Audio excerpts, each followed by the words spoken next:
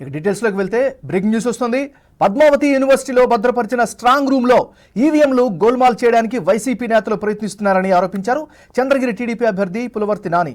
YCP నేతల దాడిలో గాయపడి చికిత్స పొందుతున్న పులవర్తి నాని స్ట్రాంగ్ రూమ్ భద్రతపై అనేక అనుమానాలను వ్యక్తం చేస్తున్నారు.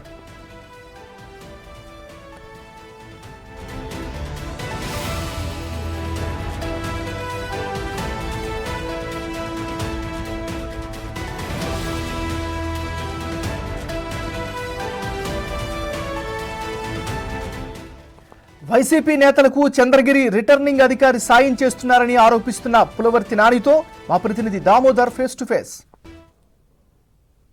స్ట్రాంగ్ రూమ్ భద్రతలో అనేక లూప్ హోల్స్ ఉన్నాయి. ముఖ్యంగా స్ట్రాంగ్ రూమ్ ద్వారా ఈవీఎంలు మార్చడానికి, అదేవిధంగా పోస్టల్ బ్యాలెట్లలో గోల్మాల్ చేయడానికి వైసీపీ ప్రయత్నిస్తుంది. ఓటమి భయంతోనే ఈ పనులన్నీ చేస్తున్నారు. తన మీద జరిగిన దాడి కూడా ఓటమి భయంతోనే అంటున్న పులివర్తి నాని ప్రస్తుతం మనతో ఉన్నారు. అసలు స్ట్రాంగ్ రూమ్ దగ్గర ఎలాంటి లూప్ హోల్స్ ఉన్నాయి, అదేవిధంగా పోస్టల్ బ్యాలెట్లను ఏ విధంగా తారుమారు చేయడానికి ప్రయత్నిస్తారు అన్న విషయాల గురించి ఆయనతో మాట్లాడడం. చెప్పండి, మీరు ఎందుకు ఈ స్ట్రాంగ్ రూమ్ విషయంలో ఆందోళన చెందుతున్నారు? నిన్న మాకు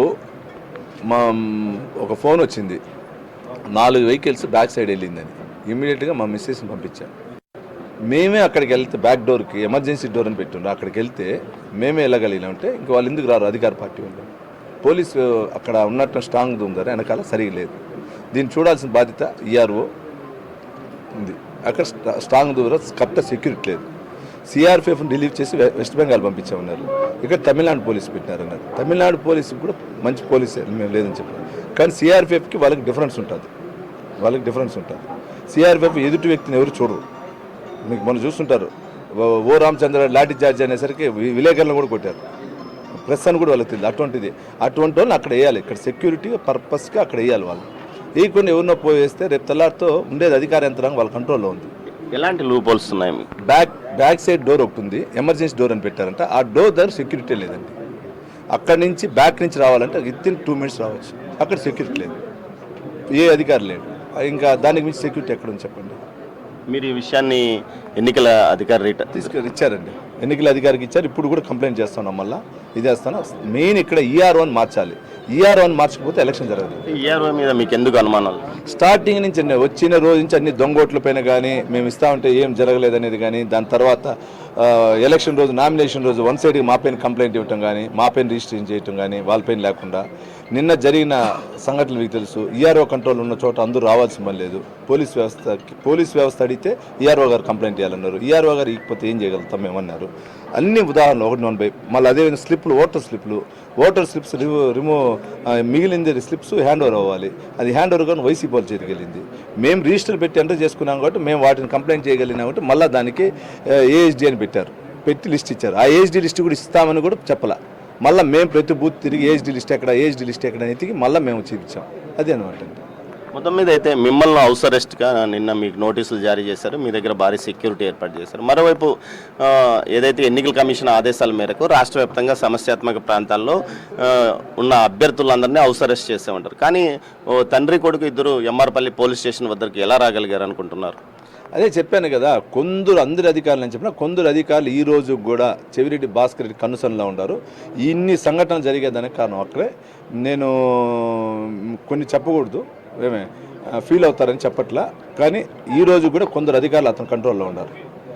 మమ్మల్ని హౌస్ అరెస్ట్ చేసినప్పుడు అతను ఏ విధంగా ఎంఆర్పల్లికి వచ్చాడో ఉన్నటువంటి స్థానిక డిఎస్పీ చెప్పాలి, అక్కడ ఉన్నటువంటి ఆ లొకాలిటీకి సంబంధించిన ఇన్స్పెక్టర్ చెప్పాలి, వాళ్ళు చెప్పాలి బాధ్యత. మీ మీద దాడి జరగడానికి ముందు కూడా మీరు ఒక ఫోన్ కాల్ చేశారు, ఆ ఆడియో కూడా బయటకు వచ్చింది. ఏదైతే డిఎస్పీకి ఫోన్ చేసి వీళ్ళు ఉన్నారు, నా మీద దాడి చేస్తే అవసరమైతే నేను ఫైర్ చేస్తారని. కానీ ఎందుకు డిఎస్పీ అప్పుడు స్పందించలేదనుకుంటారు?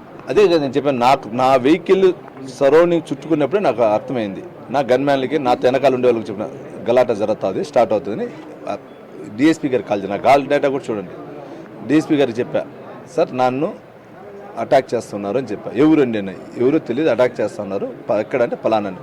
ఇమ్మీడియట్ పంపిస్తాడు. 45 నిమిషాలు ఎవరు రాలేదండి. గలాటా జరిగినాక నన్నెత్తి గన్మ్యాన్ ఫైర్ చేసినాక నన్నెత్తి మా పిల్లలు లాక్కొని పోయి మళ్ళీ దిగి అక్కడి నుంచి మేము నడుచుకొని వచ్చి రోడ్లో కూర్చుంటే కూడా అధికారులు రాలేదు. అంటే ఏ విధంగా ఉంది లెక్కేసుకోవాలి. డిఎస్పీ పూర్తి స్థాయిలో వారికి అనుకూలంగా ఉన్నారు. డిఎస్పీ వారు కదా, అందరూ కొందరు అధికారులు, కింద స్థాయి అధికారులు అంతా వాళ్ళు అనుకూలంగా ఉన్నారు. మాకు చెప్పింది అయితే కొందరు అధికారులకు చెప్పే పంపించినారు అని చెప్తారండి. అంటే కొంతమంది పోలీస్ అధికారులు మీకు ఫోన్ చేసి దూకుడుగా వ్యవహరించద్దండి అంటూ కూడా ఏదో కాల్స్ థ్రెటనింగ్ కాల్స్ చేస్తున్నారని ఒక సమాచారం ఉంది, నిజమేనా? అంటే అదే చెప్పారు, మీరు ఆవేశంగా ఏదంటే అది మాట్లాడొద్దంటే నేను ఎక్కడ ఆవేశంగా మాట్లాడుతున్నా అండి. మీరు మాట్లాడింది వాళ్ళు గలాటాలకు వస్తా ఉండేది వాళ్ళు, మా కార్యకర్తలు నేను ఇంకా కంట్రోల్ చేసుకుంటాను. మొన్న జరిగిన యూనివర్సిటీ కాడ మా వాళ్ళు 2000 మంది వచ్చారు, మేము కంట్రోల్ చేయకుండా ఏమైంటుంది చెప్పండి. మా వాళ్ళు కొందరు చని ఉంటారు, ఆ పక్క చనిపోయి ఉంటారు, ఎవరు ఆవేశంగా ఉన్నారు ఆలోచించుకోండి అని చెప్పాను. ఎన్నికల కమిషన్ ప్రతి అభ్యర్థికి ఒక సౌలభ్యం ఏర్పాటు చేసింది. మీరు మీ స్ట్రాంగ్ రూమ్ వద్ద మీ మనిషి 24 గంటలు ఉండే అవకాశాన్ని కూడా ఏర్పాటు చేశారు. అది మీరు ఉపయోగించుకోవచ్చు. అదే మేము ఇప్పుడు మానిటరింగ్ వల్ల ఏదో ఈవీఎంల దగ్గర నుంచి క్యాంప్స్ పెట్టి క్యాంప్స్ ద్వారా చంద్రగిరిని చూసుకోవచ్చు అన్నారు, మా వాళ్ళు పెట్టామండి. మొత్తం మీద అయితే ఇంకా భద్రత పెంచాలని కోరుకుంటున్నారా? ఈవీఎంస్ దగ్గర ఇప్పుడుండే పోలీసులు కాక ఎవరు ఉండాలనుకుంటున్నారు? 100% అక్కడే భద్రత సిఆర్పిఎఫ్కి హ్యాండ్ ఓవర్ చేయాలని తమిళనాడు పోలీస్ పని మాకు నమ్మకం ఉంది, కానీ సిఆర్పిఎఫ్ని హ్యాండ్ ఓవర్ చేసి చంద్రగిరి ఎలక్షన్ అయిన వరకు సిఆర్పిఎఫ్ ఉండాలండి. ఏదైతే స్ట్రాంగ్ రూమ్ వద్ద వెళ్ళడానికి ప్రయత్నిస్తున్న సమయంలోనే పులివర్తి నాని పైన 14వ తేదీ దాడి జరిగింది. దాడి తదనంతర పరిణామాల్లో కూడా ఇప్పటికీ స్ట్రాంగ్ రూమ్ మీద ప్రత్యర్థుల దృష్టి మరలలేదని, అక్కడ గోల్మాల్ చేయడానికి ప్రయత్నిస్తున్న నేపథ్యంలోనే తాను పోరాటం కొనసాగిస్తున్నానని ఇప్పటికైనా అధికారులు స్థానిక పోలీసులను కాకుండా ఆర్ముడ్ పోలీసులు ఇతర రాష్ట్ర ఏదైతే సిఆర్పిఎఫ్ను భద్రత ఉంచాలని, అదేవిధంగా పూర్తి స్థాయిలో ఏదైతే చంద్రగిరి నియోజకవర్గంతో పాటు మిగతా నియోజకవర్గాలకు సంబంధించిన పోస్టల్ బ్యాలెట్స్ మీద దృష్టి కేంద్రీకరించాలి, అక్కడ తారుమారు చేసే అవకాశం ఉందని, ఈ విషయంలో ఎన్నికల కమిషన్ వెంటనే చర్య తీసుకోవాలి. స్థానిక పోలీసులు కాకుండా సిఆర్పిఎఫ్తోనే బందోబస్తు ఏర్పాటు చేయాలి. అదేవిధంగా పూర్తి స్థాయిలో రక్షణాత్మక చర్యలు, సీసీ కెమెరాలు, కమాండ్ కంట్రోల్, అవసరమైతే అక్కడ లింక్ తమకు కూడా ఇవ్వాలని వీరు కోరుకుంటున్న పరిస్థితి. కెమెరా పర్సన్ పురుషోత్తంతో దామోదర్, తిరుపతి నుంచి.